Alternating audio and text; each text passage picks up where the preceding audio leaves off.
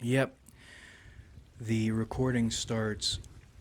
It takes a moment for the recording to start. It starts the moment I've held my breath long enough I need to exhale. And that is a good thing because it gives me a moment to talk about and personalize my video creation process with you, my viewers. So we will start on a positive note. Two positive notes, actually. Firstly, some madman, KD ratio 22 to 1 or 0, I don't know, got 22 badges at once today. Terrific news. And secondly, I moved thousands of miles from my home across the country, a an odyssey, to clean shitters without benefits. There were not enough lawns to sate my hunger. But there are enough shitters to sate my hunger. And even if there weren't, there are trash cans people will use as shitters. And those operate as an okay substitute. There are also more than enough tampons that stick to the tops of things. You have to pull the strings and rip them off to sate my hunger. And if there weren't enough of those, there are enough tampons that are thrown on the ground and appear dry, caked in blood, that when you sweep, somehow become wet and trail blood across the floor like a murder scene somebody sneezed on, in addition to the blood.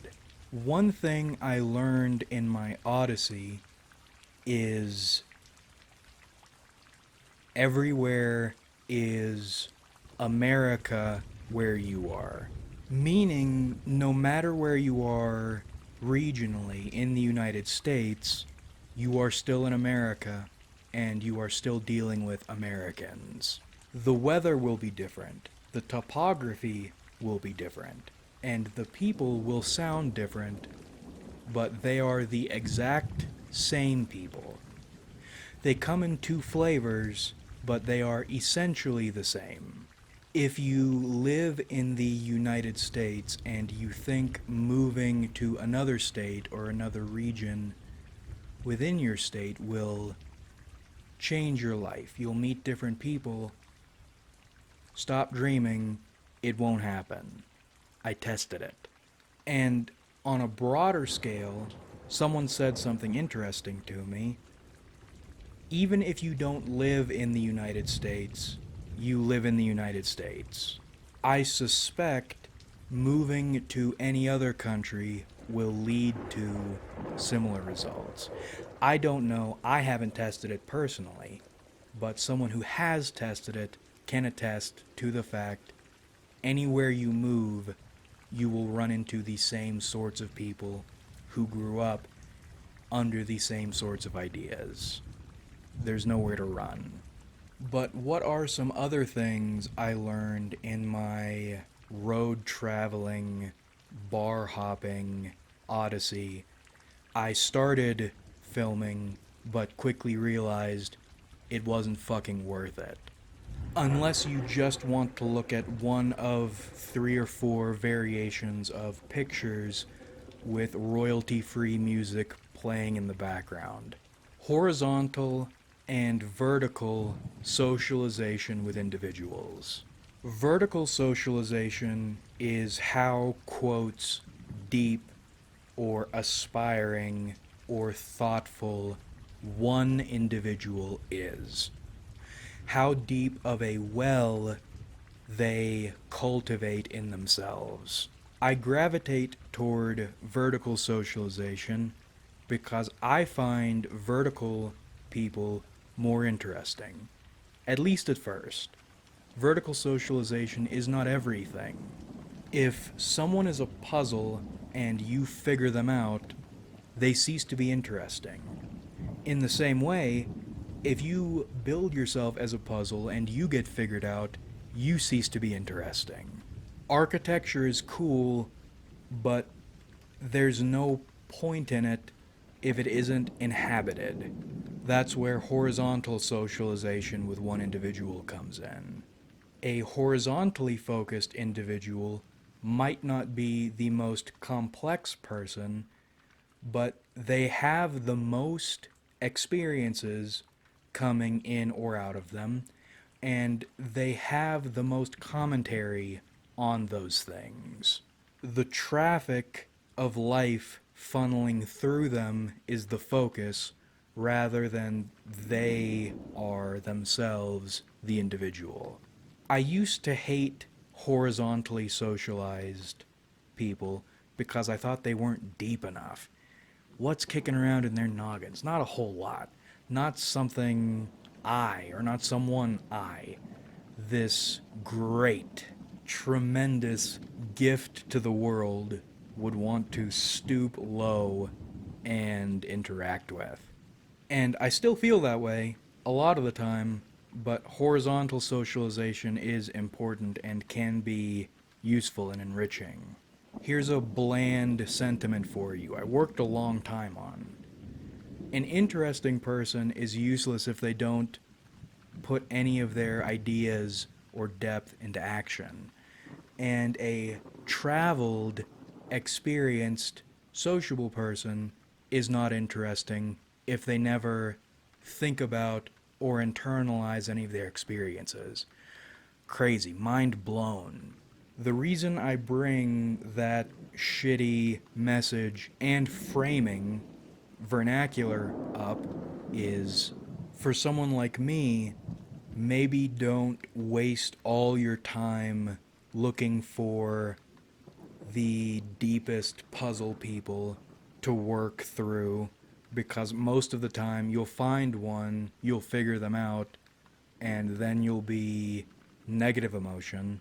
And don't brush off horizontally socialized people because you might be brushing off good information or framing you can get for free you would otherwise have to work for or learn the hard way. They're like slightly more advanced Weatherstones if you have any experience with the Boy Scouts. In addition, in the MBTI field, I tested the idea FE and FI and their placements are the most important functions you need to look out for and understand in socializing, and that held up. If you can figure out FE and FI as functions and in people, you'll always have something to break the ice with or speak about in short bursts with just about anybody. Adding to that, a second level, the next two functions you need to look out for if you want to work with people is or are TE and TI. It may be or they may be SE and SI. I'm still trying to work through this second level, but assuming you're trying to do good work or setting yourselves up to do good work, and maybe those four functions cross-pollinate in different ways, but in people, generally speaking, there is one group of people who are lackadaisical and then neurodivergent, and then there's another group of people who are neurodivergent and then lackadaisical. Still parsing through that, but those two vibes are separate and distinct the moment you get past that FEFI level.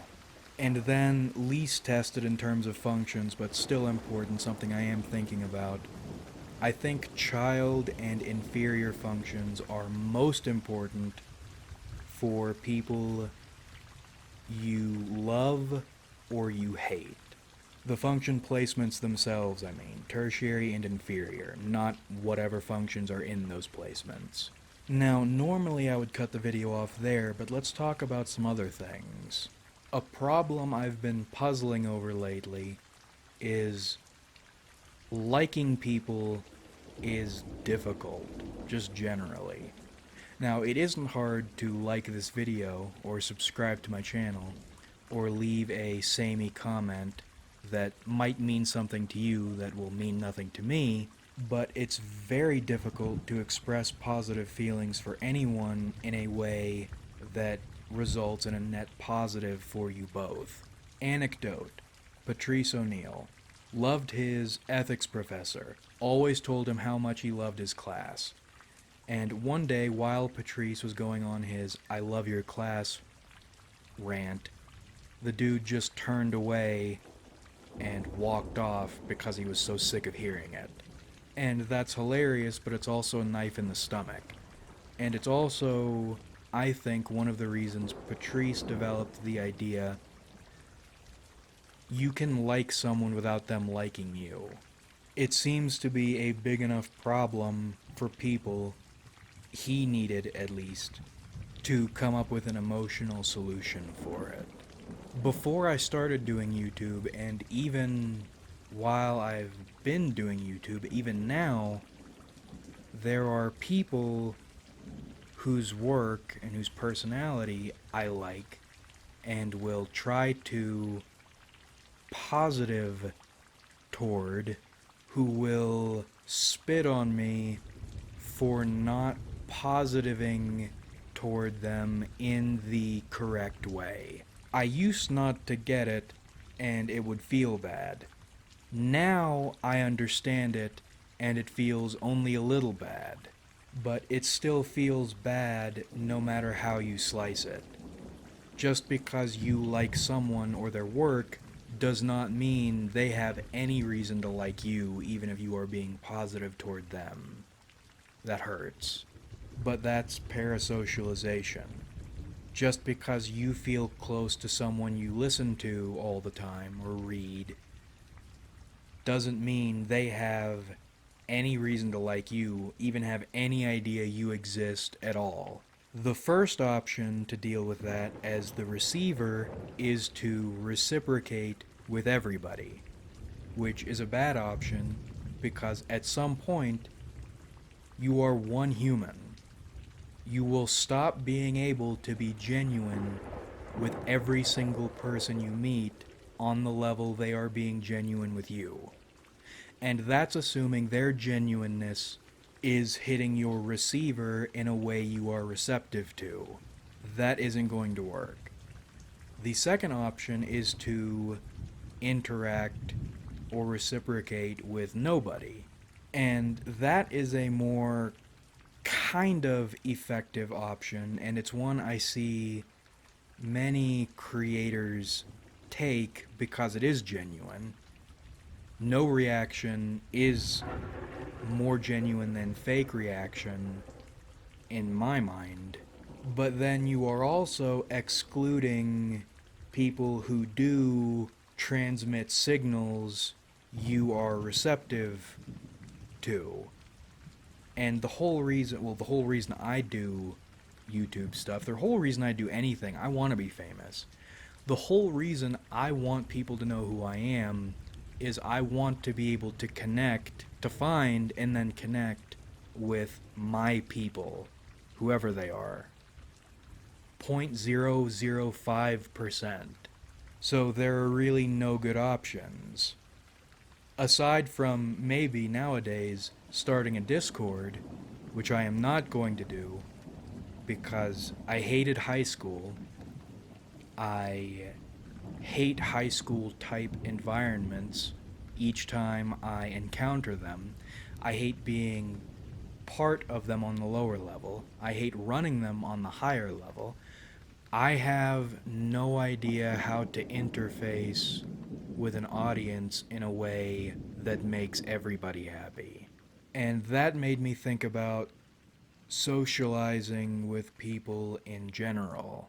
You can learn to pantomime socialization on lower levels and higher levels, but that doesn't mean anything, for you at least, if you aren't feeling it. And I don't know how you're supposed to feel it, really, if every time you reveal who you are, who you really are inside, you get disdained or attacked. It's a negative feedback loop. You feel forced or faked socialization less and less because you aren't being yourself, and then yourself becomes more closed off or more poisoned. So when you try to be yourself, there is an even lower chance of a positive reception, in which case you return to repressing yourself, faking it, and then the cycle continues.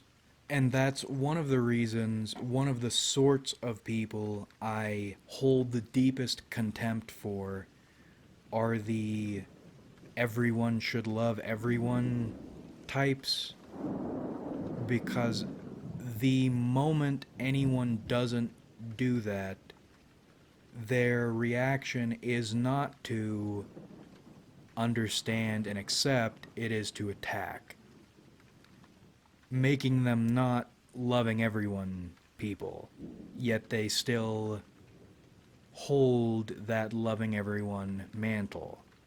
It, among other things, arouses even deeper the feelings of abominable strength. My hands used to be slightly scaly. Now my entire arms are miscolored and actually reptilian looking. My right pec is healed enough. I have a grip strength regimen replanned, and I have a case of raw garlic. We can become monsters once more. And abominable strength, something I've referenced a few times but never went into detail on, it is essentially the idea of body sculpting yourself not into a Herculean form or a form like a gladiator, but something more akin to a monster. Weird muscle groups built out. Practical and functional muscle groups built out. If you train grip strength enough, you can crush raw potatoes in your bare hands. That's monstrous. Monstrous strength. Abominable strength. And then taking in repulsive but functional nutrition. Raw garlic. Raw honey. Anything that will make you feel, smell, look weird, but be powerful. The entire objective of everything you're doing is to become an abomination, using fitness and nutrition.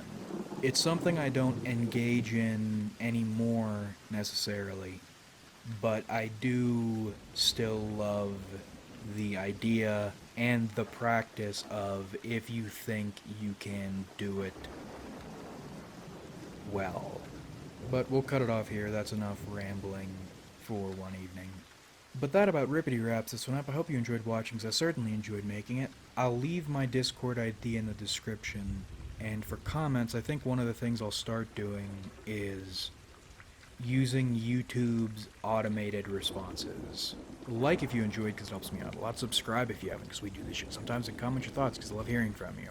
But thanks again for watching, everybody. Really, we have a lot of fun on this channel. So much fun, in fact, you can stick it to the wall and let it fall down within a day.